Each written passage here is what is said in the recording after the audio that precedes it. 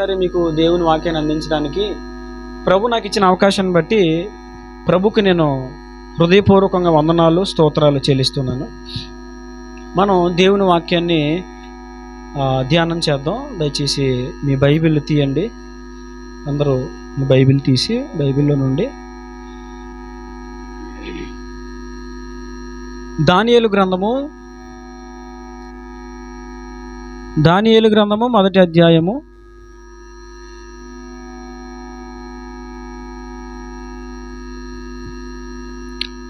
8వ వచనాన్ని ఎవరైనా చదవండి. దానియేలు గ్రంథము మొదటి అధ్యాయము 8వ వచనం.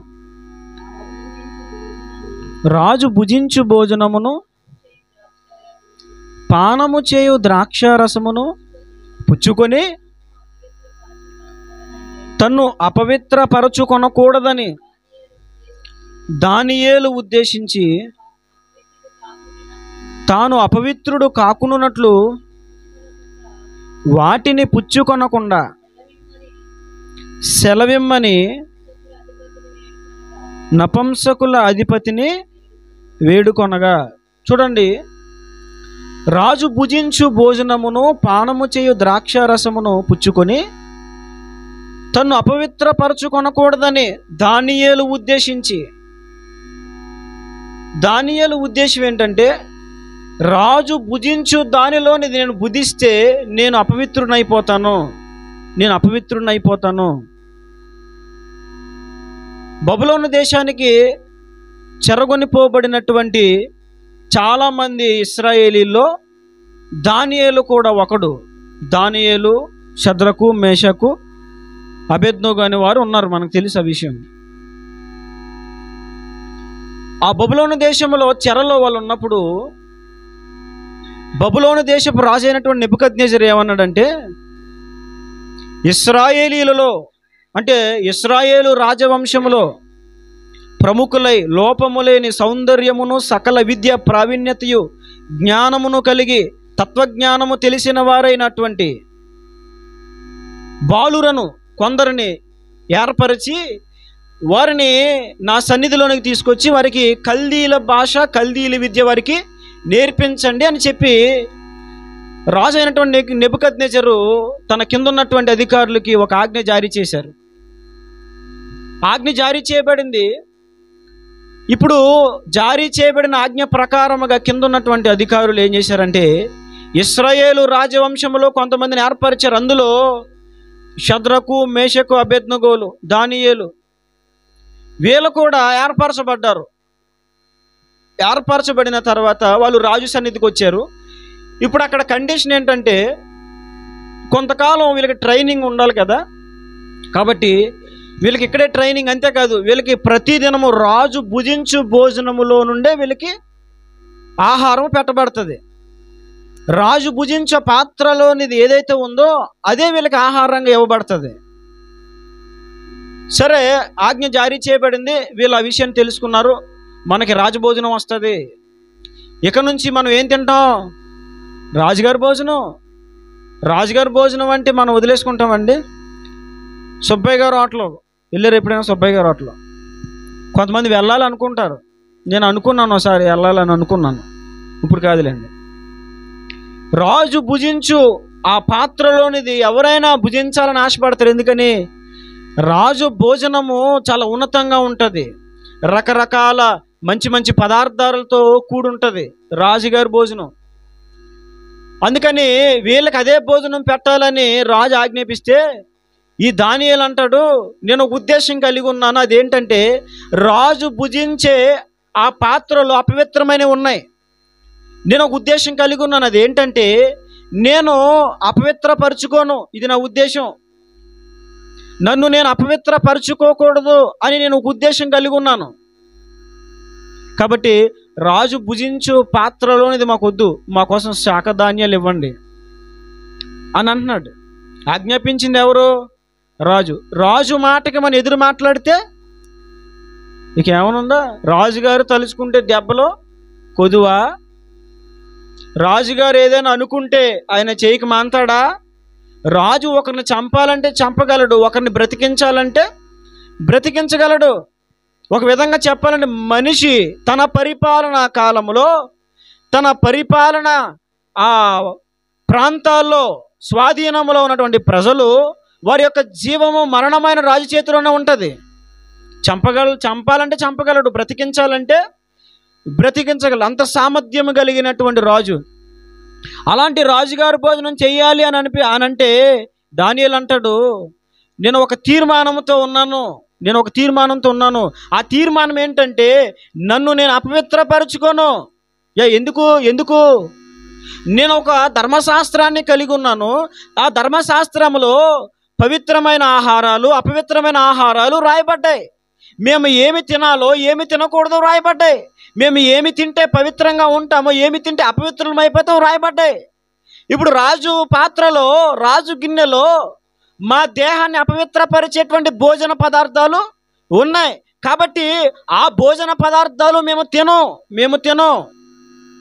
అందులో ఏముందో, ఏ మాసం ఉందో అక్కడ మనకు తెలియదు కదండి. కానీ ధర్మశాస్త్రములో అపవిత్రముగా ఎంచబడినవి ఏవైతే ఉన్నాయో అవి రాజు పాత్రలో ఉన్నాయి. కాబట్టి ఈ దానియేలు అంటాడు, నన్ను నేను అపవిత్రపరుచుకోను. ఏమని మాట్లాడుతున్నాడు?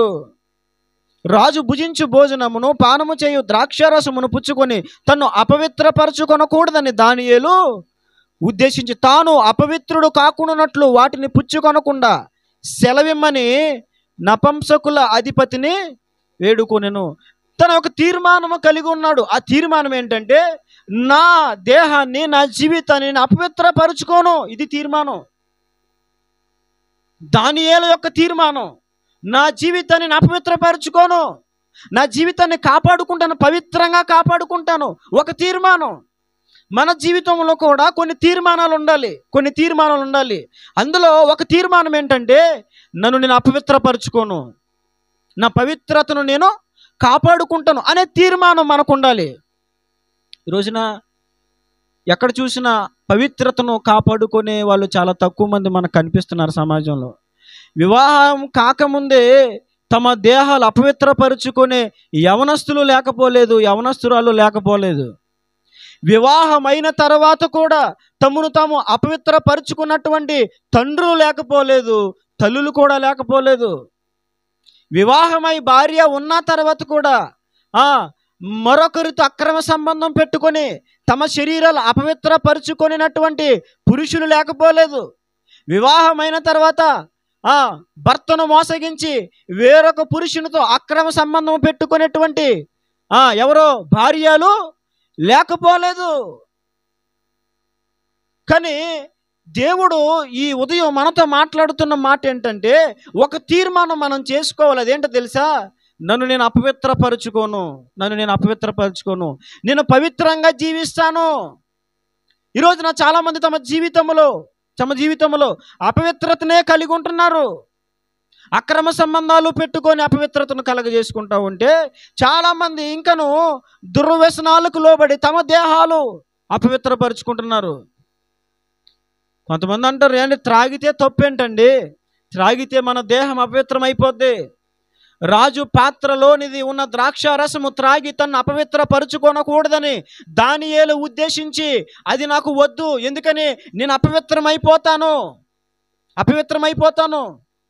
కొన్ని సందర్భాల్లో మన మాటలు మన ఇంటి దగ్గర చెల్లుతాయి, కొన్ని సందర్భాల్లో మన మాటలు మన వీధిలో చెల్లుతాయి, కొన్ని సందర్భాల్లో మన మాటలు మన ఊర్లో చెల్లొచ్చు. ఇక అన్ని చోట్ల చెల్లాలంటే చెల్లుతాయి మన మాటలు? కుదరదు. కానీ చెల్లకపోయిన బానిసత్వంలో ఉన్న ఆ బబులోను దేశంలో ఉన్నప్పటికీ తన జీవితాన్ని, తన పవిత్రతను, తన ప్రతిష్టను కాపాడుకోవడానికి దానియేలు చేసుకున్న తీర్మానము చాలా బలమైన తీర్మానం. అది ఎవడు చెప్పగలరు రాజుతో అలాగా? అపవిత్రమైనది నేను పుచ్చుకొని నన్ను నేను అపవిత్రపరుచుకోలేను, నాకొద్దు, మాకు శాఖ ధాన్యాలే కావాలి, నా దేహాన్ని నేను అపవిత్రపరుచుకోను, నేను ఎక్కడున్నా నా దేహాన్ని నేను కాపాడుకుంటాను. ఈ రోజున చాలామంది కొన్ని చోట్ల తమ దేహాలు కాపాడుకుంటారు. కొంచెం తల్లిదండ్రులకి దూరం అయ్యేసరికి, కొంచెం ఇంటి వారికి దూరం అయ్యేసరికి, కొంచెం గ్రామానికి దూరం అయ్యేసరికి వారి దేహాలు అపవిత్రపరుచుకుంటారు. సమీపంలో ఉన్నప్పుడేమో పవిత్రపరుచుకున్నట్లుగా, పవిత్రులు ఉన్నట్లుగా నటిస్తారు. ముసుగేసుకుంటారు. బయటికి వెళ్ళిన తర్వాత తల్లిదండ్రులకు దూరం అయ్యాక, ఊరికి దూరం అయ్యాక, గ్రామానికి దూరం అయ్యాక, వీధికి దూరం అయ్యాక వారు చేయాల్సినటువంటి పాడు పనులన్నీ కూడా చేస్తూ ఉంటారు. ఈ రోజున మనం కొన్ని తీర్మానాలు చేసుకోవాలి. నా దేహాన్ని నేను అపవిత్రపరుచుకోను. చెప్పండి. నా దేహాన్ని నా పవిత్రతను నేను కాపాడుకుంటాను. ఒక తీర్మానం నువ్వు చేసుకోవాలి. ఒక తీర్మానం నువ్వు చేసుకోవాలి. ఎందుకు నీ దేహాన్ని నువ్వు అపవిత్రపరుచుకోవాలి? దేహానికి కలిగే అపవిత్రత దేవుని దగ్గరికి రానివ్వదు. నీలో ఉన్నటువంటి అపవిత్రత, పాపము నిన్ను దేవుని దగ్గరికి పోనివ్వదు. నువ్వు దేవునికి దగ్గరగా ఉండాలి, దేవునికి నువ్వు సమీపముగా ఉండాలి అనుకుంటే నీ పవిత్రతను నువ్వేం చేయాలి? కాపాడుకోవాలి. ఒక ఆయన అంటున్నాడు, మొన్న దేవుడు నాకు కనపడలేదు, కనబడితే ఈ పాటికి వచ్చేద్దును, మొత్తం తీసేద్దును, బొమ్మలను తీసి వచ్చేస్తాను దేవుళ్ళలోకి అని అంటున్నాడు ఒక ఆయన. దేవుడు ఏమవ్వలేదంటే కనబడలేదంట. బైబిల్లో ఏం రాయబడింది? హృదయ శుద్ధి గలవారు ధన్యులు, వారు దేవునిని చూచెదరు అని రాయబడింది. నువ్వు చూడాలంటే నీకేం ఉండాలి? హృదయ శుద్ధి ఉండాలి. హృదయ శుద్ధి లేకుండా దేవుడు నాకు కనపడలేదు, దేవుడు నేను చూడలేదు, నాకు కనపడాలి కదా. ఉన్నాడు, కనపడతాడు. మరి కనపడడానికి తగిన యోగ్యత నీలో లేదు కదా, అంత పవిత్రత నీకు లేదు కదా. ఉంటే కనిపిస్తాడు ఆయన, ప్రత్యక్షమవుతాడు ఆయన, నీతో మాట్లాడతాడు. బైబిల్ అంటది, హృదయ శుద్ధి గలవారు ధన్యులు, వారు దేవుణ్ణి చూస్తారు. దానియేలు తీర్మానం ఏంటంటే నా పవిత్రతను నేను కాపాడుకోవాలి. వేరే దేశంలో ఉన్నా, వేరే ప్రాంతంలో ఉన్నా, ఆ ప్రాంతంలో వేరే నియమాలున్నా, వేరే కట్టడలున్నా, నేను నా పవిత్రతను కాపాడుకోవాలి. తీర్మానాలు చాలా ప్రాముఖ్యం. ఈ రోజున ఒక బలమైన తీర్మానం కావాలి. ఎందుకో తెలుసా? పాడు చేసే లోకములో మనమున్నాం.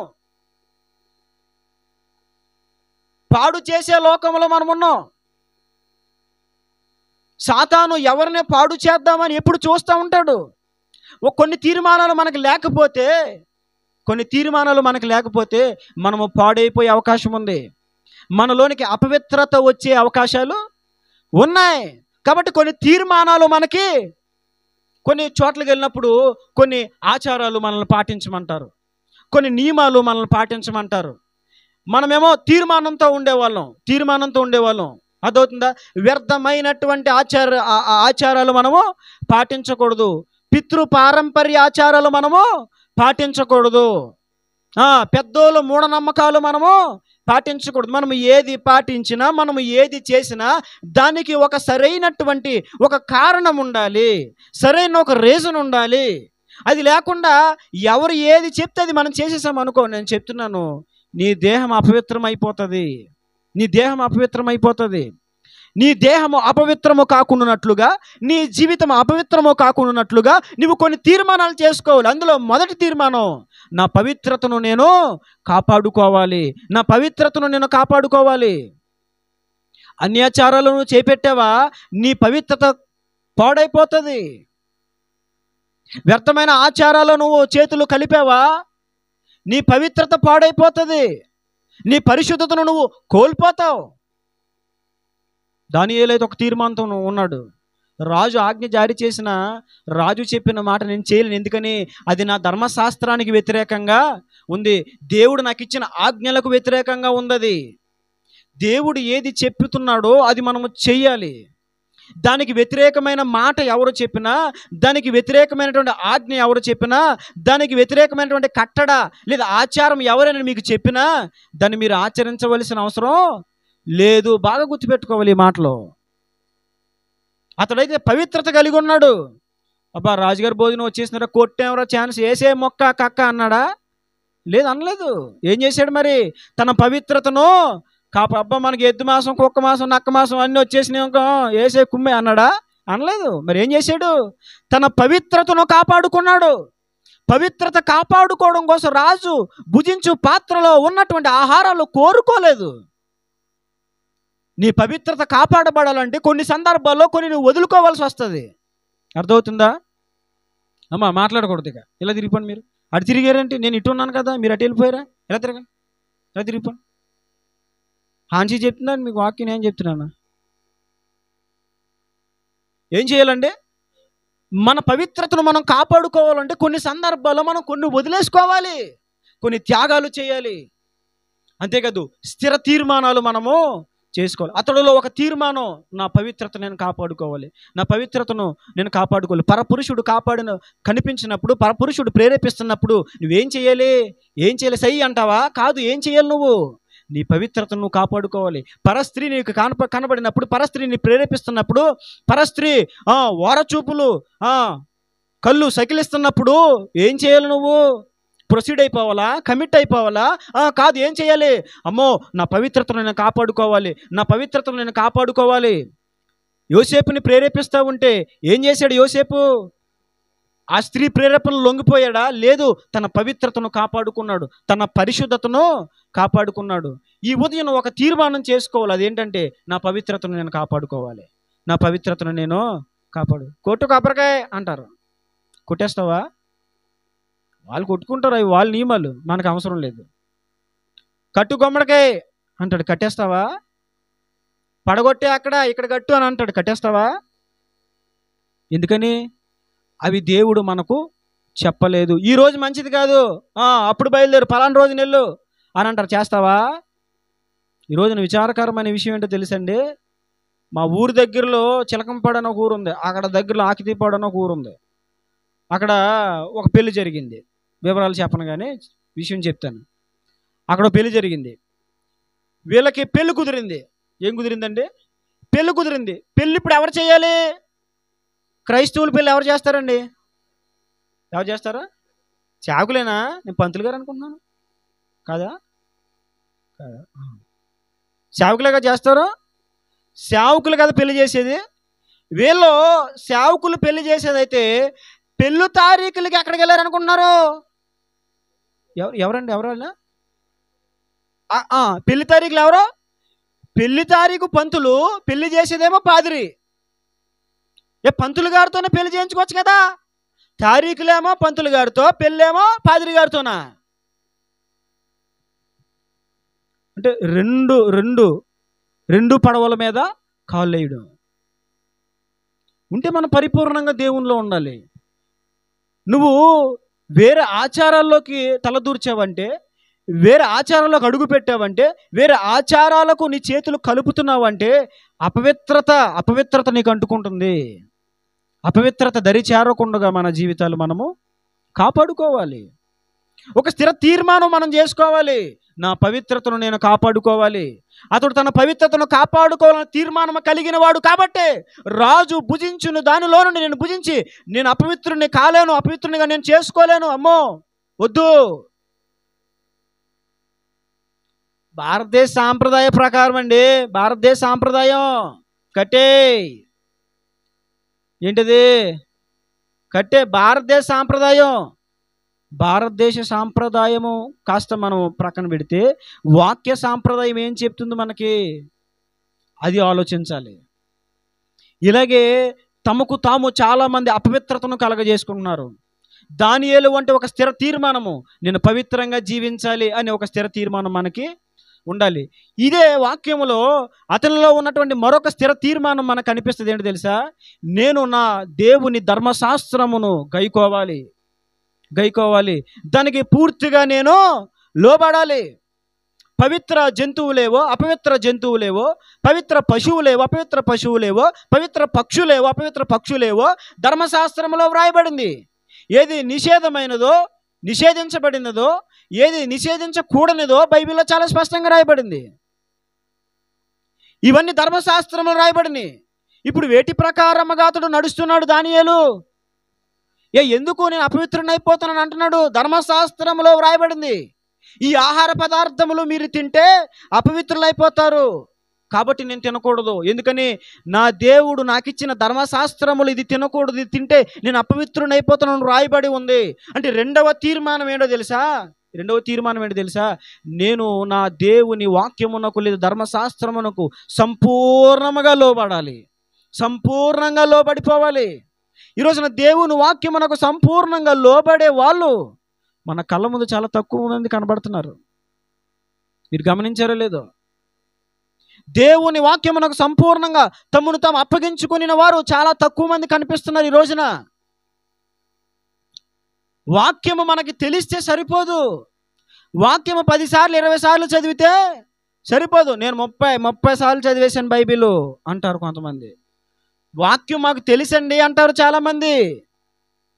వాక్యం మాకు కొత్త ఏమి కాదండి అంటారు చాలామంది. వాక్యం తెలుసుకోవడం, వాక్యం చదవడం మంచిదే. అయితే వాక్యమునకు సంపూర్ణంగా విధేయత చూపించగలుగుతున్నావా? సంపూర్ణంగా లోబడగలుగుతున్నావా వాక్యానికి? దైవ సేవకుడు చెప్పగానే, దైవ సేవకుడు బోధించగానే అది వాక్య సంబంధమైనది కాదు, అది వాక్యానుసారమైనది కాదు అని నీకు బోధించినప్పుడు, నీకు ప్రకటించినప్పుడు వెంటనే దానికి లోబడగలుగుతున్నావా? అతడైతే దేవుని ధర్మశాస్త్రమునకు సంపూర్ణంగా విధేయత చూపించిన వాడు. ఎంత విధేయత! దేవుని ధర్మశాస్త్రమునకు విధేయత చూపించట కొరకు అవసరమైతే రాజు ఆజ్ఞ కూడా ప్రక్కన పెట్టే అంత స్థిర తీర్మానము కలిగిన వాడు. దేవుని ఆజ్ఞ కోసం, దేవుని మాట కోసం రాజు మాట అయినా ఏం చేస్తాడు? ప్రక్కన పెడతాడు. ఎవరు? దానిలో. ఎందుకని? అతడు ఒక స్థిర తీర్మానముతో ఉన్నాడు. ఒక స్థిర తీర్మానముతో ఉన్నాడు. పవిత్రంగా జీవించాలి, నన్ను నేను అపవిత్రపరచుకోకూడదు అనే స్థిర తీర్మానంతో ఉన్నాడు. సంపూర్ణంగా నేను దేవుని వాక్యమునకు లోబడాలి, లోబడి బ్రతకాలి అని ఒక స్థిర తీర్మానంతో ఉన్నాడు. ఆలోచించాలి. మనం మందిరానికి వెళ్తున్నాము, వచ్చేస్తున్నాము, వాక్యం వినేసామంటే కాదు, వాక్యమునకు నిన్ను ఎంతగా అప్పగించుకోగలుగుతున్నావు, వాక్యమునకు ఎంతగా నువ్వు లోబడగలుగుతున్నావు, వాక్యమును ఎంతగా నువ్వు గైకుంటున్నావు అనేది చాలా అవసరం.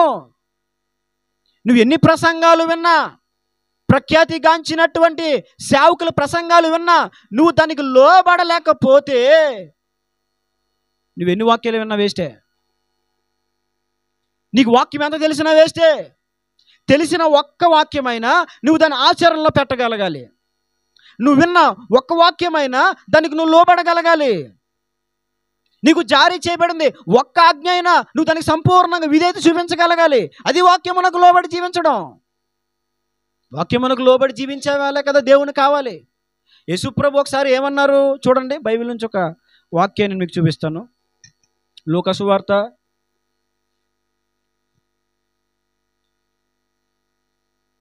8వ అధ్యాయము. లూకా సువార్త 8వ అధ్యాయము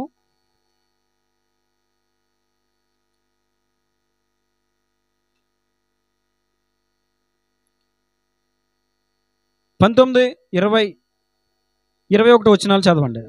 ఆయన తల్లియు సహోదరులను ఆయన వద్దకు వచ్చి జనులు గుంపుగా ఉండట చేత ఆయన దగ్గరకు రాలేకపోయిరి. చూడండి, అప్పుడు నీ తల్లియు నీ సహోదరులను నిన్ను చూడగోరి వెలుపల నిలిచి ఉన్నారని ఎవరో ఆయనకు తెలియజేసిరి. అందుకాయన దేవుని వాక్యము విని దాని ప్రకారము జరిగించు వీరే నా తల్లియు నా సహోదరులునని వారితో. ఒకరోజు యేసుప్రభు తల్లి ఆయన సహోదరులు ఆయన వద్దకు వచ్చారు.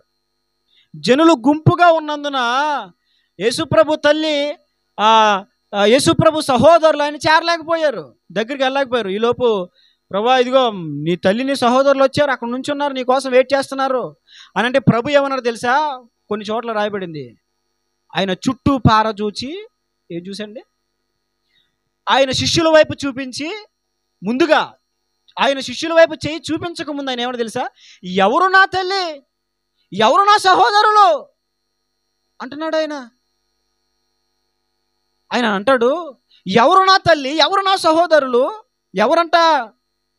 దేవుని వాక్యం విని దాని ప్రకారము జరిగించు వీరే నా తల్లియు నా సహోదరులని వారితో శిష్యుల వైపు చేయి పెట్టి ఆయన అంటాడు, ఇదిగో దేవుని వాక్యమును విని దానిని గైకొను వీరే, దాని ప్రకారము జరిగించు వీరే నా తల్లి నా సహోదరులు. కన్న తల్లి అయినా సరే, కన్న సహోదరుడైనా సరే దేవుని వాక్యమునకు లోబడకపోతే ప్రభు అంటారు, ఎవరు నా తల్లి, ఎవరు నా సహోదరులు? నా వాక్యం విని దాని ప్రకారము నడుచువారే, దాన్ని గైకొనేవారే నా తల్లి, నా సహోదరులు. నన్ను కన్న తల్లి అయినా సరే నా వాక్యం విని దాన్ని గైకొకపోతే నాకు తల్లి కాదు. నా సహోదరులైనా సరే నా వాక్యం విని దాన్ని గైకొకపోతే వారు నా సహోదరులు కాదు. ప్రభువే చెప్తున్నారు. మనం ఏం చేయాలి? దేవుని వాక్యమును గైకోవాలి, వినాలి, దాన్ని అనుసరించి మనము నడవాలి. ఏం చెప్పాడండి, ఎరగదీశాడు ప్రసంగం. అబ్బాబ్బా ఏం చెప్పారండి పాస్టర్ గారు, తెలుసా మీకు అసలే అంటారు చాలామంది. సరే ఊమే, ఇవి ఎంతవరకు పాటిస్తున్నావు? దాన్ని విన్న వాక్యం ఆచరణలో పెట్టగలుగుతున్నావా? ఏది వాక్యం వినేస్తావు, వెళ్ళిపోతావు, దులిపేస్తావు. ఏది వాక్యం వింటావు, మరలా మావులే. దేవుని ప్రేమను గురించి వింటావు, దేవుని క్షమాపణ గురించి వింటావు, ఆయన త్యాగం గురించి వింటావు. ఇక్కడేమో ఏడుస్తావు, సంతోషపడతావు, బలపడతావు. మరలా బయటికి వెళ్ళగానే యథా రాజా తదా ప్రజ అన్నట్లుగా మళ్ళీ వాళ్ళ విధానము వారిదే. కానీ వాక్యము సెలవిస్తున్న సత్యం ఏంటంటే, మనము ఆయన వాక్యమును గైకొని దాన్ని అనుసరించి నడవాలి, దాని ప్రకారం మనం చేయాలి. అప్పుడు మనం ఆయనకు బిడలుగా ఉంటాం, ఆయన పిల్లలుగా ఉంటాం, ఆయనకు స్నేహితులుగా ఉంటాం, ఆయనకు సహోదరులుగా ఉంటాం. గైకోకపోతే మనం ఆయనకు సహోదరులుగా ఉండలేం. దానియేలు దేవుని ధర్మశాస్త్రమును తూచా తప్పకుండా పాటించేవాడు, సంపూర్ణంగా లోబడే మనస్తత్వం కలిగిన వాడు. పరాయి దేశములో దేవుని వాక్యమును అనుసరించి నడవాలి, బ్రతకాలంటే అది చాలా కష్టమైనది, కష్టముతో కూడుకొనినది. అయినను నాకు దేవుని ధర్మశాస్త్రమే ముఖ్యము, ఆయన మాటే నాకు ముఖ్యము, ఆయన మాటకే నా హృదయంలో ప్రాధాన్యత ఇస్తాను అనే ఒక స్థిర తీర్మానముతో ఉన్నాడు. వాక్యమునకు నీవు అంత సంపూర్ణంగా అప్పగించుకోగలవా? వాక్యమునకు నీవు అంత సంపూర్ణంగా లోబడగలవా? వాక్యమును అంతగా నువ్వు ఖండితముగా పాటించగలవా? పాటించే క్రైస్తవులు లేరు ఈ రోజున. పాటించే క్రైస్తవులు ఎక్కడ ఈ రోజున? చాలా అరుదుగా కనిపిస్తున్నారు. పాటించే క్రైస్తవులు లేరు ఈ రోజున. చెప్పే క్రైస్తవులు ఉన్నారు. ఏ క్రైస్తవులు అండి? చెప్పే క్రైస్తవులు. ఈ మధ్యలోనండి విశ్వాసుల ఇంటికి వెళ్తా ఉంటే పాస్టర్ గారు కూర్చోండి అని చెప్పి మాకు వాక్యం చెప్పేస్తున్నారండి. మేమేదో వాళ్ళకి 2 మాటలు చెప్పి బలపడతామని పాస్టర్ గారు కూర్చుండి ఒకసారి ఒక ఆయన కూర్చోబెట్టాడు. పాస్టర్ గారు కూర్చోండి అన్నాడు. కూర్చుంటే టీవీ పెట్టాడు. మీలో జ్ఞాని ఎవడు ప్రోగ్రాం పెట్టాడు. పేతురు గారు వలేసినప్పుడు ఎన్ని చేపలు పని చెప్పండి మీరు అన్నాడు నన్ను. మేమేదో వాళ్ళకే ప్రార్థన చేద్దాం, పరిస్థితి బాగాలేదని వెళ్తే టీవీ పెట్టేసి నాకు వాక్యం చూపించి నాకు ప్రశ్నలు వేస్తున్నాడు ఇప్పుడు ఆయన. అంటే వేయొద్దని కదా, అది సందర్భం కాదు కదా. నేను ఎందుకు వెళ్ళాను అక్కడికి? కొంచెం మాటల ద్వారా బలపరిచి, ప్రోత్సహించి, ధైర్యపరిచి ప్రార్థన చేసి వద్దామని. ఎన్ని చేపలు పట్టారు చెప్పండి మీరు, ఎన్ని గొప్ప చేపలు పట్టారు చెప్పండి మీరు అంటున్నాడు నన్ను. అదవుతుందండి. అంటే పాస్టర్ గారికే వాక్యం చెప్తారు, పాస్టర్ గారికి వాక్యం చెప్తారు. పాస్టర్ గారు వాక్యం చెప్తే ఈ టాపిక్ బాగాలేదండి, మార్చేయండి, ఇంకోటి చెప్పండి, ఇంకోటి మాకు ఈ టాపిక్ ఎక్కట్లేదు. అబ్బో నీకు అంత తెలిసిపోయింది వాక్యం, అబ్బా ఆ టాపిక్ ఏమవట్లేదంటండి. అంటే పరిశుద్ధాత్మ నడిపింపు చేత దైవ సేవకుడు చెప్పే వాక్యం వీళ్ళకి నచ్చట్లేదు, అది మార్చేయండి, ఇంకొక అంశం చెప్పండి, ఇంకొక అంశం చెప్పండి. ఉచిత వీళ్ళు బాధ ఏందనుకున్నారు? వీళ్ళగా తగిలేస్తూ ఉంటాయి అన్నీ. అదవుతుంది. దేవుడు సూటుకి వీళ్ళతో మాట్లాడుతూ ఉంటాడు. సూటుగా వీళ్ళతో మాట్లాడుతూ ఉంటే వాళ్ళకి ఏమైపోద్ది? ఇబ్బంది అయిపోతూ ఉంటుంది. అందుకని ఏమంటారు? నచ్చలేదు మాకు. అది గాడ్ బ్లెస్ యూ, నువ్వు లెగిసిపోతావు, దీవెనలు డబ్బు కట్టలో నీ బిల్డింగ్ మీద పడిపోతాయి. అలాగా పడిపోవునుగాక డబ్బు కట్టలో.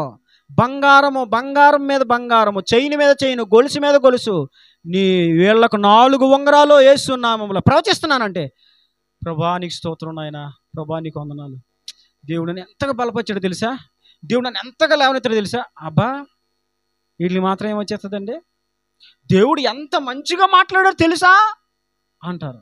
గద్దింపు వాక్యం చెప్పామనుకో, పాస్టర్ గారు మా మీద పగెట్టేసినట్టున్నాడు అంటారు. ఇలా అనుకునే వాళ్ళు ఉన్నారు, బాగోలేదు బాగుంది మాకు తెలుసు అనుకునే వాళ్ళు ఉన్నారు, కానీ నిజముగా ఆ వాక్యమును గైకొని నడిచేవారు చాలా కొదువుగా ఉన్నారు.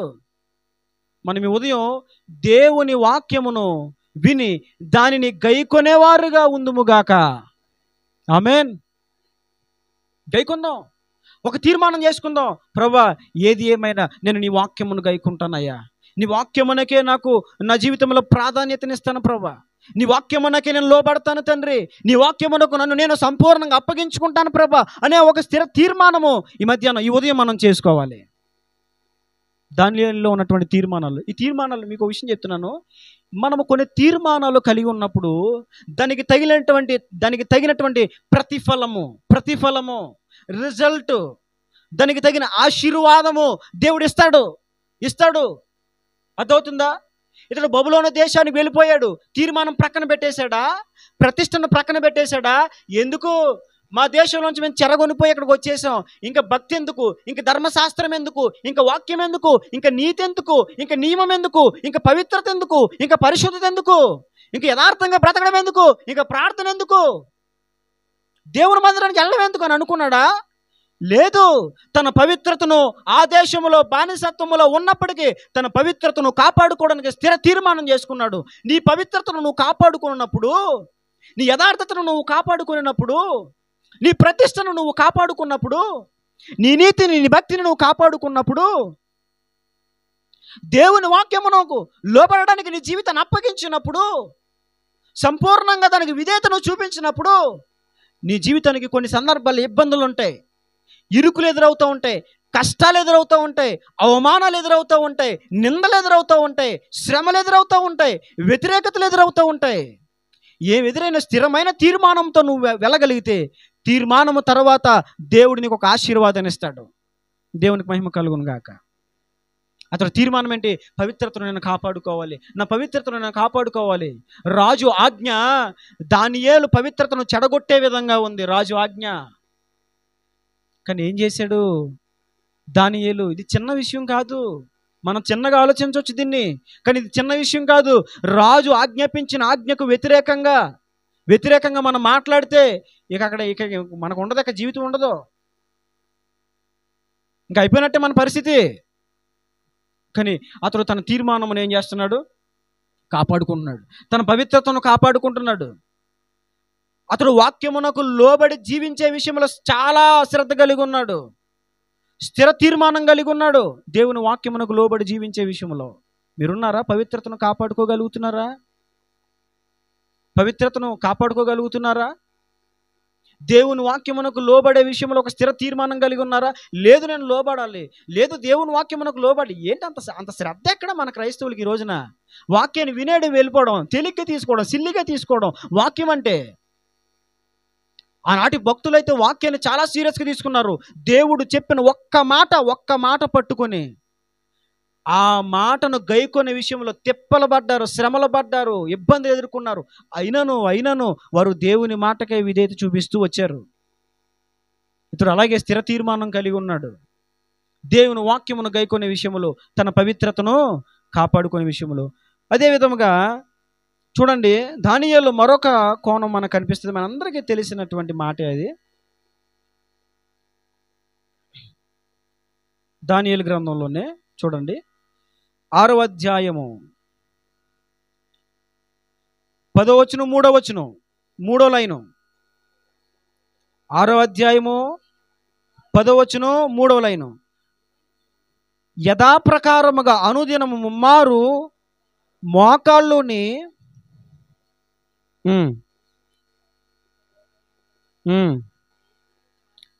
ప్రార్థన చేయుచు ఆయనను స్తుతించుచు వచ్చెను.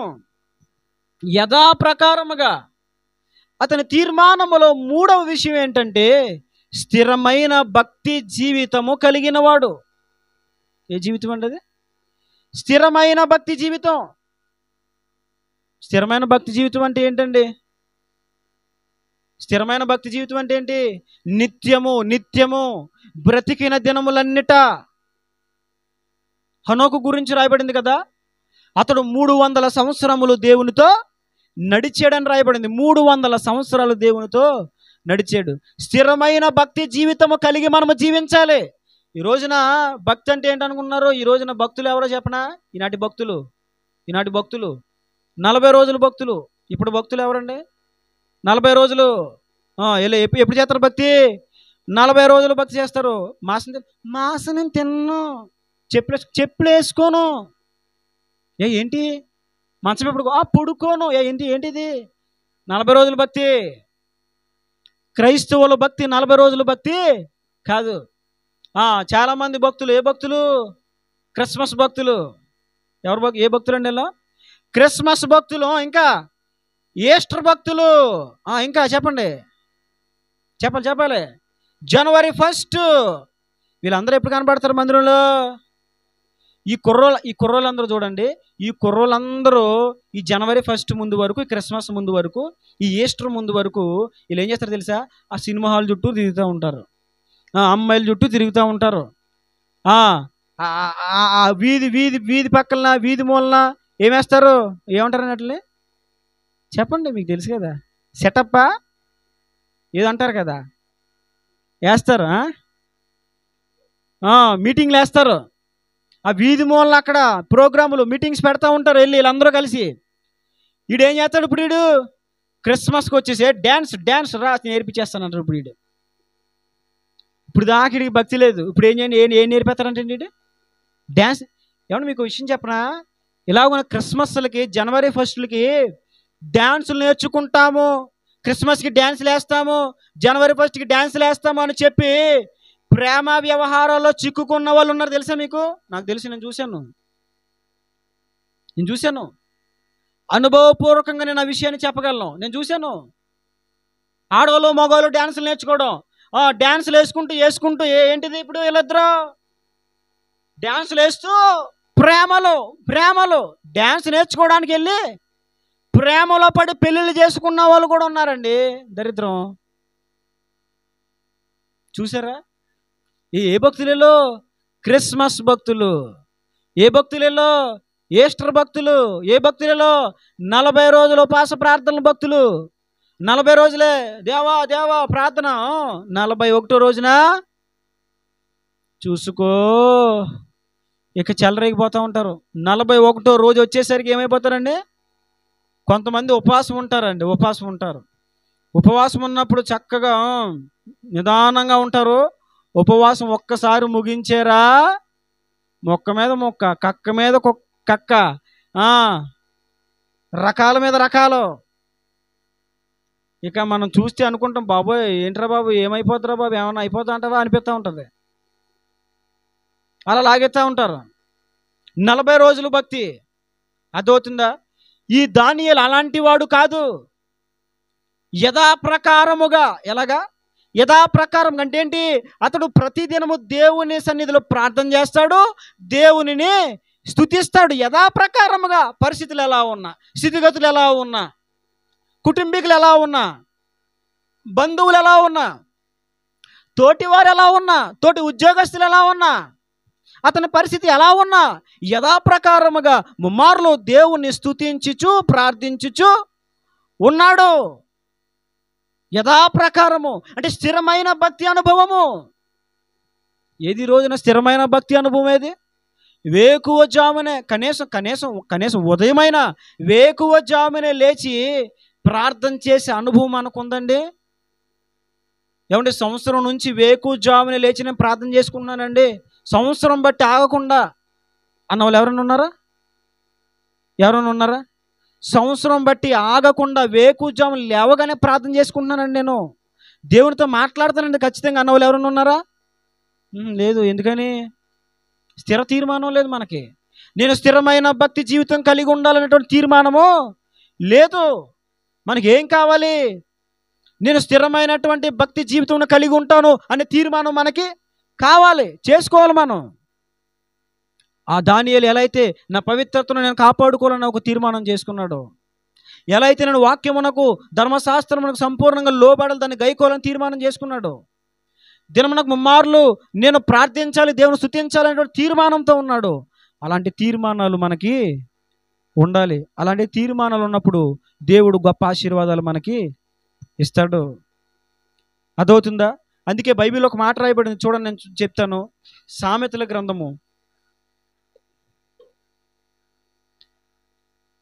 12వ అధ్యాయము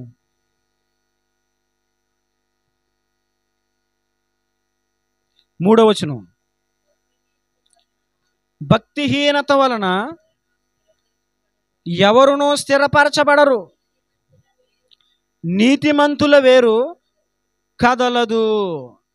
భక్తిహీనత వలన ఏమవు? మనం స్థిరపరచబడలేము. భక్తిహీనత వలన స్థిరపరచబడలేము. భక్తిహీనతలో మనం ఉంటే మన కుటుంబ భవిష్యత్తుకైన ఆశీర్వాదంకైనా ఒక స్థిరత్వం ఉండదు. మన ఉద్యోగం, మన వ్యాపారంకైనా ఒక స్థిరత్వము ఉండదు. మన రాబడికైనా ఒక స్థిరత్వము ఉండదు. ఎప్పుడైతే మనము స్థిరమైన భక్తి జీవితం కలిగి ఉంటామో, బైబిల్ ఏం రాబడింది? భక్తిహీనత వలన ఎవరును స్థిరపరచబడలేవు, స్థిరంగా ఉండలేవు భక్తిలో. భక్తిహీనత నీలో ఉన్నప్పుడు ఏ విషయంలోనూ స్థిరంగా ముందుకు వెళ్ళలేవు. ప్రార్థనలోనూ స్థిరంగా కొనసాగలేకపోతున్నావు, పరిశుద్ధతలో స్థిరంగా కొనసాగలేకపోతున్నావు, వాక్యమును గైకొనే విషయంలో స్థిరంగా కొనసాగలేకపోతున్నావు. అంటే కారణం ఏంటో తెలుసా? భక్తిహీనత అనేది నీలో ఉంది. ఒక వారం రోజులు ప్రార్థన చేస్తే మళ్ళీ సంవత్సరం పాటు ప్రార్థన ఉండదు. ఒకరోజు ప్రార్థన చేస్తే మళ్ళీ వారం రోజులు ప్రార్థన ఉండదు. స్థిరమైన భక్తి జీవితం మనకు ఉండాలి. అతడు స్థిరమైన భక్తి జీవితము కలిగినవాడు. అతడు చేసుకున్నటువంటి తీర్మానములను బట్టి వచ్చిన ఫలితాలు నేను మీకు కొన్ని జ్ఞాపకం చేస్తాను. చూడండి, అతని తీర్మానమును బట్టి అతనికి వచ్చిన ఫలితాలు ఏంటో నేను మీకు జ్ఞాపకం చేస్తాను. దానియేలు గ్రంథంలోనే చూడండి, 1వ అధ్యాయము, దానియేలు గ్రంథము 1వ అధ్యాయము 17వ వచనాన్ని చూడండి. ఆ నలుగురు బాలుర సంగతి ఏమనగా, దేవుడు వారికి జ్ఞానమును సకల శాస్త్ర ప్రావీణ్యతయు. చూడండి. దానియేలు అతడు జ్ఞానము, సకల శాస్త్ర ప్రవీణతయు, వివేకము కలిగి ఉండడమే కాదు, ఇంకేంటిది? సకల విధములగు దర్శనములను, స్వప్న భావములను గ్రహించు తెలివి గలవాడై ఉండెను.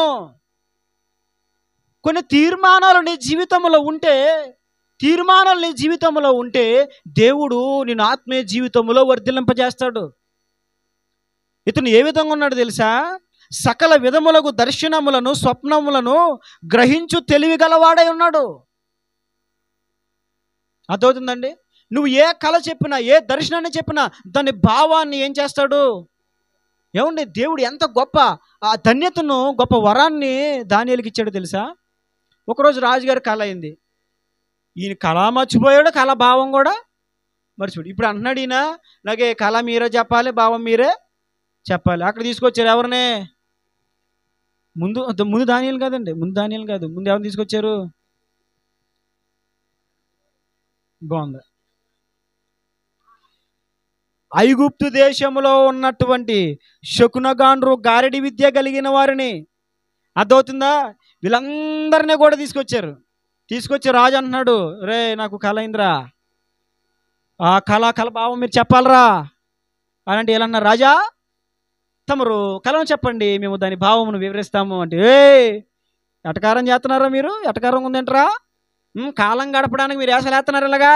కళ్ళను మర్చిపోయినాను, కళ మీరే చెప్పాలి, భావం మీరే చెప్పాలి, లేకపోతే మీరు పెంటరాసులుగా చేసేస్తాను రే. ఏ కళ చూడండి వీళ్ళకి దడపట్టేసుకుంది. ఇప్పుడు కళను, దాని భావమును ఎవరు చెప్పారు? దానియేలు. ఆ గ్రహింపగలిగిన శక్తి ఎవరిచ్చారు? నువ్వు కొన్ని తీర్మానాలతో నువ్వు ఉంటే ఎవరు విప్పలేని, ఎవరు గ్రహించలేని గూఢమైనటువంటి సత్యాలు, దర్శనముల యొక్క భావములు, స్వప్నముల యొక్క భావములు దేవుడు నీకు బయలుపరుస్తాడు. కొన్ని తీర్మానాలు నీకు ఉండాలి. తీర్మానాలు నీకు ఉన్నప్పుడే కొన్ని గూఢమైన విషయముల యొక్క భావం నీకు తెలుస్తుంది. లేకపోతే వేటి భావాలు నీకేమీ, ఏ దర్శనముల భావమైనా, ఏ కళల భావములైనా, ఏ స్వప్నముల భావములైనా నీకు తెలియవు. కొన్ని తీర్మానాలు నీలో ఉన్నప్పుడు వాటిని గ్రహింపగలిగిన శక్తిని, వివేచనను దేవుడు నీకు ఇస్తాడు. తీర్మానాలు నీలో లేకపోతే అది నీకు అసాధ్యం. ఏంటి ఆ బబులోను సామ్రాజ్యములో స్వప్నములను దర్శనములను గ్రహించే ఆ జ్ఞానము వివేచన వరము కలిగిన వాడు దానియేలు ఒకడే ఉన్నాడు. అవును, ఎందుకని? మరి దానియేలు ఒకడే తన తీర్మానాలు కాపాడుకున్నాడు కాబట్టి, తన పవిత్రతను, తన స్థిరమైన భక్తి జీవితమును, సంపూర్ణంగా దేవుని ధర్మశాస్త్రమును లోబడి ఆ అనుసరించి జీవించే విషయంలో అతను ఒక స్థిర తీర్మానంతో ఉన్నాడు కాబట్టి గ్రహించగలిగినటువంటి ఆ వివేచన దేవుడు దానియేలుకు మాత్రమే ఇచ్చాడు. ఎందుకని? తీర్మానాలు కలిగి ఉన్నాడు. చూడండి, ఇంకా అతడు కలిగి ఉన్న తీర్మానం ద్వారా వచ్చినటువంటి ఫలితాలు ఏంటో మరొకటి నేను మీకు తెలియజేస్తాను. 2వ అధ్యాయం, అదే దానియేలు గ్రంథం 2వ అధ్యాయము 47వ వచనం. దానియేలు గ్రంథము 2వ అధ్యాయము 47వ వచనం. మరియు రాజు ఈ మర్మమును బయలుపరచుటకు నీవు సమర్థుడవైతివే. ఇది ఈ మాట కొంచెం జాగ్రత్తగా చూడండి. నీ దేవుడు దేవతలకు దేవుడును రాజులకు ప్రభువును మర్మములు బయలుపరచువాడునై ఉన్నాడని దానియేలునకు ప్రత్యుత్తరం ఇచ్చిన దేవునికి మహిమ కలుగునుగాక. దానియేలు కలిగి ఉన్న తీర్మానములను బట్టి దానియేలుకు వచ్చిన ఫలితం ఏంటో తెలుసా? మర్మములు గ్రహించే వరమే కాదు, దర్శనములు దాని భావములు చెప్పే వరమే కాదు, ఇంకేంటి, అతని ద్వారా దేవునికి మహిమ వచ్చింది. దేవునికి మహిమ కలుగునుగాక. అందుకే రాజు ఏమన్నాడు అక్కడ? నీ దేవుడు మామూలుడు కాదు బాబోయ్, నీ దేవుడు దేవతలకు దేవుడును రాజులకు ప్రభువును మర్మములు బయలుపరచువాడునై ఉన్నాడు. నువ్వు కొన్ని తీర్మానాలు కలిగి ఉంటే, కష్టమైన, ఇబ్బంది అయిన, ఇరుకైనా ఆ తీర్మానాలు, స్థిర తీర్మానాలు నువ్వు కాపాడుకోగలిగితే నీ ద్వారా దేవునికి మహిమ వస్తుంది. భూమి మీద దేవుడు మనల్ని ఎందుకు పుట్టించాడు? నా మహిమ నిమిత్తము నేను సృజించిన నా జనులు అన్నాడు దేవుడు. మనం ఎందుకు పుట్టాము ఈ లోకంలో? ఆయన నామము మహిమపరచబడుటకు, ఆయన నామ మహిమ కోసము దేవుడు మనల్ని భూమి మీద పుట్టించాడు. మన ద్వారా దేవునికి ఏం రావాలి? మహిమ రావాలి. చాలామంది క్రైస్తవులు ఈ రోజున ఏమండి, వారి జీవితాలు, వారి ప్రవర్తనలు చూస్తూ ఉంటే, వారి ప్రవర్తనల వలన, వాళ్ళ జీవితాల వలన దేవుని నామమునకు అవమానం వస్తుంది తప్ప దేవునికి మహిమ ఎందుకు? తీర్మానాలు లేవు జీవితంలో. నా పవిత్రతను నేను కాపాడుకోవాలన్న తీర్మానం లేదు. దేవుని వాక్యమునకు సంపూర్ణంగా నేను లోబడిపోవాలి అనే తీర్మానం లేదు. స్థిరమైన భక్తి జీవితం నేను కలిగి ఉండాలి అనే తీర్మానము లేదు. లేకపోవడం వల్ల ఈరోజు నా క్రైస్తవుల వలన దేవుని నామమునకు అవమానము వస్తుంది. మీ దేవుడు ఇదైనా చెప్పాడు, మీ దేవుడు ఇదైనా చేయమంటున్నాడు, మీ దేవుడు ఇదైనా నేర్పాడు అని అన్ని జనులు చాలామంది ఏమండి, ఇతర మతస్థులు క్రైస్తవులు నిందించడానికి, దూషించడానికి, అవమానపరచడానికి కారణం ఏంటి తెలుసా? వీళ్ళ తీర్మానాలు లేకపోవడం. దానియేలు ఒక స్థిరమైన తీర్మానం కలిగి ఉన్నాడు కాబట్టి ఇతని ద్వారా దేవుని నామమునకు మహిమ వచ్చింది. బబులోను దేశములో దేవుని నామమునకు మహిమ వచ్చిందంటే అది మామూలు విషయం కాదు. ఒక విగ్రహారాధన దేశంలో దేవునికి మహిమ రావడానికి ఒకే వ్యక్తి కారకుడు అయ్యాడంటే దానికి గల కారణము అతడు చేసుకున్న తీర్మానము. నీ వలన దేవునికి మహిమ రావాలంటే నీవు కూడా కొన్ని స్థిర తీర్మానాలు చేసుకోవాలి. చేసుకుంటావు? ఈ రోజున చేసుకుంటావా? ప్రభా, నేను సంపూర్ణంగా నీ వాక్యమునకు లోబడి జీవిస్తాను ప్రభా, ఏ అపవిత్రతను అంటనేవను ప్రభా, స్థిరమైన భక్తి జీవితం నేను కలిగి ఉంటాను ప్రభా. ఈ తీర్మానాలు నీలో ఉన్నప్పుడు నీ ద్వారా, నీ జీవితం ద్వారా దేవునికి మహిమ వస్తుంది. అక్కడ ఏమంటున్నాడు రాజు? నీ దేవుడు దేవతలకు దేవుడు, రాజులకు ప్రభువు. అబ్బా, అంటే ఏంటి? నీ దేవుడు గొప్పడు. నీ దేవుడు ఒక విధంగా ఒప్పేసుకుంటున్నాడు. మా దేవతలు, మా రాజులు పనికిరారు నీ దేవుని ముందు, నీ దేవుడు అంత గొప్పవాడు. అదవుతుందండి. అంటే అతని ద్వారా దేవుని నామానికి ఏమొచ్చిందండి? 6వ అధ్యాయంలో కూడా చూడండి, 6వ అధ్యాయము 26వ వచనం, 6వ అధ్యాయం 26వ వచనం. నా సముఖమున నియమించిన ఏమనగా నా రాజ్యములోని సకల ప్రభుత్వముల యందుండు నివాసులు చూడండి చూడండి చూడండి. నా రాజ్యములోని సకల ప్రభుత్వముల యందుండు నివాసులందరూ కూడా దానియేలు యొక్క దేవునికి భయపడుచు ఆయన సముఖమున వణుకుచుండవలెను. ఆయనే జీవము గల దేవుడు, ఆయనే యుగయుగములుండువాడు. ఆయన రాజ్యము నాశనము కానేరదు, ఆయన ఆధిపత్యము తుదమట్టునకుండును. దేవునికి మహిమ కలుగును గాక. ఇంకా అక్కడ మాట్లాడతాడు, ఆయన విడిపించువాడును రక్షించువాడునయుండి పరమందును భూమి మీదను సూచక్రియలు ఆశ్చర్యకార్యములను చేయవాడు. ఆయనే సింహముల నోట నుండి దానియేలును రక్షించెను. ఒక రాజు సాక్ష్యం ఇస్తున్నాడండి. ఒక రాజు మహిమపరుస్తున్నాడు. నీ ద్వారా నీ గృహంలో, నీ ద్వారా నీ వీధిలో, నీ ద్వారా నీ గ్రామంలో దేవునికి మహిమ వస్తుందా? అమ్మో వాళ్ళు దేవుడు గొప్పోడ్రా, వాళ్ళ దేవుడు గొప్పోడ్రా, అమ్మో వాళ్ళ దేవుడు చాలా ఉన్నతమైనోడ్రా, అమ్మో వాళ్ళ దేవుడు చాలా శక్తి కలిగినోడ్రా, వాళ్ళ దేవుడు చాలా ప్రభావం కలిగిన వాడ్రా అని ఎప్పుడైనా ఎవరైనా చెప్పారా? అంటే మన ద్వారా మన దేవుని నామమునకు మహిమ రావాలంటే నువ్వేం చేయాలి? ఏంటి? తీర్మానాలు కావాలి. తీర్మానాలు చేసుకున్నప్పుడు ఎలా ఉంటుంది? కష్టంగానే ఉంటుంది. దానియేలుకి లేదా కష్టంగాను? ఆ అన్యజనుల దేశములో, అన్య మతస్థులు దేశములో ఉంటూ అతను తన తీర్మానాలు కాపాడుకోలేదా? కాపాడుకోవడం ద్వారా మర్మములు గ్రహించే ఆ వరము, దర్శనములు, స్వప్నములు, దాని భావములు గ్రహించే ఆ వరము దేవుని నుంచి పొందుకున్నాడు. ఎవరు చెప్పలేకపోయారు, కానీ దానియేలు దానిని కళ, దాని భావం చెప్పమంటే కొన్ని సందర్భాలు తిప్పలబడి చెప్పచ్చు. అవునా కదా? కళ భావం చెప్పమంటే కొంచెం చెప్పచ్చు. కళ కూడా చెప్పండి అంటే నాకేం తెలుసు నువ్వు కన్నా కళ. ఏమండి, నేనేమన్నా సర్వంతర్యామినా? నాకంతా తెలుస్తుంది. కానీ దానియేలు కళను దాని భావమును కూడా చెప్పగలిగిన సామర్థ్యము పొందుకున్నాడు. కారణం తీర్మానం. అతని ద్వారా ఆ బబులోను దేశములోనే దేవునికి మహిమ వచ్చింది. అంతేకాదు నేరుగా రాజే అంటున్నాడు. ఏమని తెలుసా? ఇదిగో ఈ దానియేలు దేవునికి మీరందరూ ఏమవ్వాలి? భయపడాలి, వనకాలి. ఆయనే జీవము గల దేవుడు, దేవునికి మహిమ కలుగును గాక. ఆ రాజు అన్నాడు, రే జీవము కలిగిన దేవుడు ఆయనే జీవం కలిగిన దేవుడు అని రాజు చెప్తున్నాడు. అంటే దానియేలు ద్వారా దేవుని నామానికి ఏమొచ్చిందండి? మహిమ వచ్చింది. ఆయనే జీవము కలిగిన దేవుడు, ఆయన యుగయుగములుండువాడు, ఆయన రాజ్యము నాశనము కానేరదు, ఆయన ఆధిపత్యము తుదమట్టునకుండును. విడిపించేవాడు, రక్షించేవాడు, పరమందు భూమెందు సూచక్రియలు ఆశ్చర్య కార్యములు చేయువాడు ఆయనే అని ఒక రాజు మాట్లాడుతున్నాడు. నీవు తీర్మానాలు చేసుకుంటే నీ ద్వారా దేవునికి మహిమ వస్తుంది. అమ్మో పలానా వ్యక్తి కలిగి ఉన్న దేవుడు సామాన్యమైన వాడు కాదు, వాళ్ళ దేవుడు ఉన్న దేవుడు రా, మీ దేవుడు గొప్పోడండి అనాలి అంటే మనం ఏం చేయాలి? చెప్పండి. తీర్మానాలు తీసుకోవాలి. తీర్మానాల ఫలితంలోనే మరొక విషయాన్ని మీకు చెప్తాను చూడండి. ఎలాంటి ఫలితాలు అతడు పొందుకున్నాడు?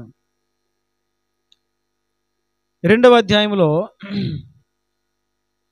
ఇది ఒక ఆశ్చర్యాన్ని కలిగించే గొప్ప మాట. ఇది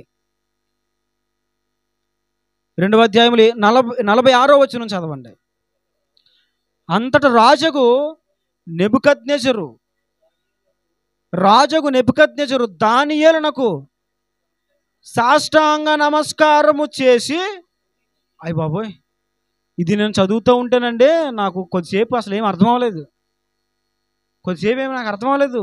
ఎందుకని అంతటా రాజుకు నెబుకద్నెజరు దానియేలునకు సాష్టాంగ ఎవరు సాష్టాంగ నమస్కారం? ఎవరికి? ఒక బానిస బ్రతకడానికి వచ్చిన దానియేలు, ఏ నీడ, ఏ అండ, ఏ అధికార బలము లేనటువంటి స్థితిగతుల్లో బ్రతుకుతున్నటువంటి దానియేలు, ఒక చిన్న జీవితాన్ని జీవిస్తున్నటువంటి దానియేలు ఎలాంటి ఆధారము లేకుండా బ్రతుకుచున్నటువంటి దానియేలు, ఈ దానియేలుకి రాజుకు నెబుకద్నెజరు సాగిలపడి నమస్కారము చేసి అతనిని పూజించి, అయ్య బాబోయ్, ఒక రాజు ఒక బానిస ముందు సాగిలపడమా? ఇది ఎలా సాధ్యమైందండి? ఇది ఎలా సాధ్యమైంది? తీర్మానాలు. నీ జీవితంలో కొన్ని తీర్మానాలు నువ్వు కలిగి ఉంటే నీ ముందు రాజులే కాదు, అధికారులే కాదు, ఏ పాపమైనా ఏ శత్రువైనా నీ ముందు సాగిల పడతారు. దేవునికి మహిమ కలుగును గాక. ఇంతవరకు ఏ పాపానికి నువ్వు సాగిలి పడిపోయావో నాకు తెలీదు. ఇంతవరకు ఏ దుర్వ్యసనాలకు నువ్వు సాగిలి పడిపోయావో నాకు తెలీదు. ఇంతవరకు ఏ స్త్రీ వ్యామోహములను పడిపోయి ఆ స్త్రీకి సాగిలి పడిపోయావో నాకు తెలీదు. ఇంతవరకు నువ్వు దేనికి సాగిలి పడిపోయావు నాకు తెలీదు. నువ్వు కొన్ని తీర్మానాలు చేసుకోగలిగితే ప్రతి పాపము నీ ఎదుట నీ కాళ్ళ ముందు సాగిల పడేటట్లుగా చేస్తాడు నా దేవుడు. అది చదువుతూ ఉంటే నాకు ఒక రకమైన భయము, ఒక రకమైన ఆశ్చర్యం కలిగింది. మన ముందు ఎవరైనా సాగిల పడతారండి? మన ముందు ఎవరైనా సాగిల పడతారా? మన గ్రామ సర్పంచ్ వచ్చి మన ముందు సాగిల పడతారా? ఎందుకని నేను గ్రామ సర్పంచ్ని నేను నీ ముందు సాగిల పడడం ఏంటి? కానీ అనేక రాజ్యాలను అప్పటికే పరిపాలన చేస్తున్న నెబుకద్నెజరు, ఆ రాజు అన్ని రాజ్యాలు పరిపాలన చేస్తున్నప్పటికీ, అంత ఘనుడైనప్పటికీ, అంత గొప్పవాడైనప్పటికీ ఏం చేశాడు? సాగిలు పడిపోయాడు. నీ ముందు సాతాను సాగిలు పడిపోవాలంటే, నీ ముందు శత్రువులు సాగిలు పడాలంటే, నీ ముందు విలయతాండమాడుతున్నటువంటి పాపము సాగిలు పడిపోవాలంటే నువ్వు కొన్ని తీర్మానాలు చేసుకోవాలి. నీ జీవితంలో కొన్ని తీర్మానాలు నువ్వు చేసుకున్నప్పుడు నీ ముందు ఏ వ్యక్తి అయినా సాగిలు పడిపోతాడు. ఏ దురాత్మైన నీ ముందు సాగిలు పడిపోతుంది. కాబట్టి కొన్ని తీర్మానాలు మనకు చాలా అవసరం. అంతేకాదు, సాగిలు పడిపోవడమే కాదు, ఇంకా చూడండి, అదే అధ్యాయంలో 48వ వచనంలో చూడండి ఒక మాట. అప్పుడు రాజు దానియేలును బహుగా హెచ్చించి, దేవునికి మహిమ కలుగును గాక, దానియేలును ఏం చేశాడు? రాజు బహుగా హెచ్చించేశాడు. అతడు హెచ్చించబడ్డానికి గల కారణం ఏంటి? చెప్పాలి. తీర్మానములు నువ్వు చేసుకుంటే నువ్వెప్పుడు ఏమనుకున్నావు తెలుసా? మనుషులు నన్ను పొగడాలి, మనుషులు నన్ను గణపరచాలి, మనుషులు నాకు పెట్టాలి, మనుషులు నన్ను ప్రేమించాలి, మనుషులను ఆదరించాలి, మనుషులు నన్ను పొగడాలి, మనుషులకు గాలి కొట్టాలి, మనుషులు నాకు బిస్కెట్లు ఎట్టాలి. ఎందుకు? కుక్క బిస్కెట్లు. ఇలాగ ఆలోచిస్తూ ఉంటారండి. ఎంతసేపు మనుషుల ఘనతలే, మనుషుల గొప్పలే, మనుషుల ఆప్యాయతల, మనుషుల ప్రేమలే కోరుకుంటారు. అవసరం లేదు. నువ్వు దేవుని ఎదుట స్థిర తీర్మానాలు చేసుకొని నువ్వు ముందు కొనసాగిపోతావు అంటే నిన్ను హెచ్చించడానికి, నిన్ను గణపరచడానికి, నీ జీవితాన్ని ఆశీర్వదించడానికి సిద్ధంగా ఉన్నాడు మన దేవుడు. ఎవరు హెచ్చించారు? దేవుడు. బబులోను దేశములో హెచ్చించాడు దేవుడు. హెచ్చించి అనేక గొప్ప దానములు ఇచ్చి అతనిని బబులోను సంస్థానం అంతటి మీద అధిపతినిగాను బబులోను జ్ఞానులందరిలో ప్రధానునిగాను నియమించెను. దేవునికి మహిమ కలుగును గాక. హెచ్చించబడ్డాడు, అంతేకాదు ప్రధానుడైపోయాడు. ఏమైపోయాడండి? ప్రధాని అంటే ప్రముఖమైన వ్యక్తి. ఇక ఆ ప్రముఖమైన వ్యక్తి లేకపోతే ఇక ఏం అవదో. Important person. కొన్ని చోట్ల కొన్ని ప్రముఖమైన వ్యక్తులు లేకపోతే కొన్ని పనులు అవ్వవు. బస్సు జనాలు ఎక్కేశారు. ఇప్పుడు ఆ బస్సు కదలాలంటే ప్రముఖమైన వ్యక్తి ఉండాలి. ఎవరో లేకపోతే రైట్ అని వెళ్ళిపోతుంది. వెళ్తుందండి? వెళ్దాం. మరి ఎవరు కావాలి? ప్రముఖమైన వ్యక్తి, నడిపే వ్యక్తి ఉండాలి అక్కడ. అదవుతుందా? బస్సు ఎక్కేసాను, టికెట్ తీసుకున్నాం, ఇంకా పోదండి, బస్సా అంటే పోతుంది. అది ఆడపోతుంది. ఆడ ఉండాలి, డ్రైవర్ గారు ఉండాలి, అప్పుడు ముందుకెళ్తుంది అది. అదవుతుందా? ఈ బబులోను అంతేకాదు ఇంకా అనేక దేశములకు దానియేలును రాజు ఏం చేశాడు తెలుసా? ప్రధానిగా చేశాడు. తీర్మానాలు చేసుకుంటే దేవుడు నిన్ను హెచ్చిస్తాడు. నిన్ను ప్రధానిగా చేస్తాడు. కుటుంబంలో నిన్ను ప్రముఖమైన వ్యక్తిగా చేస్తాడు. కుటుంబంలో నిన్ను అధికారిగా దేవుడు చేస్తాడు.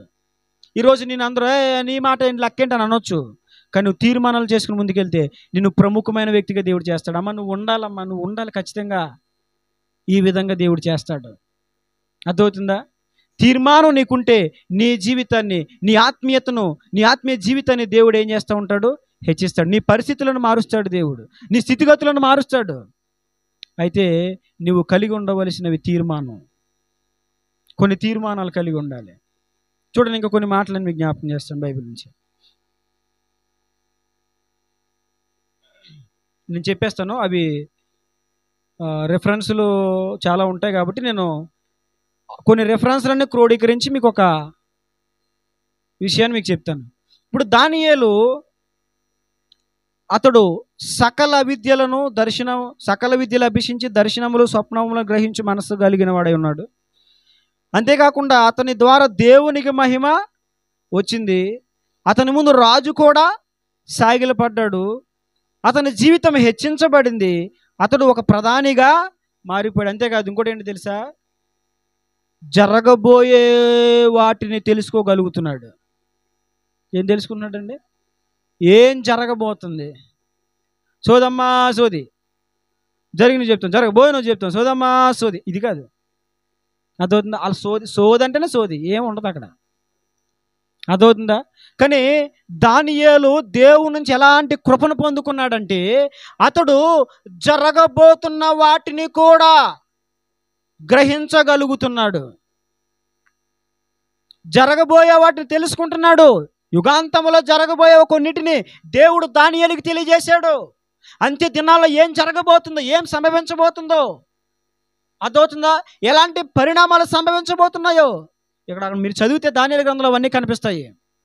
జరగబోయే యుద్ధాలు, జరగబోతున్న కరువులు ఏ విధంగా ఉంటాయో, సంభవించే సంభవాలు అన్నీ కూడా దానియేలుకి తెలిసింది.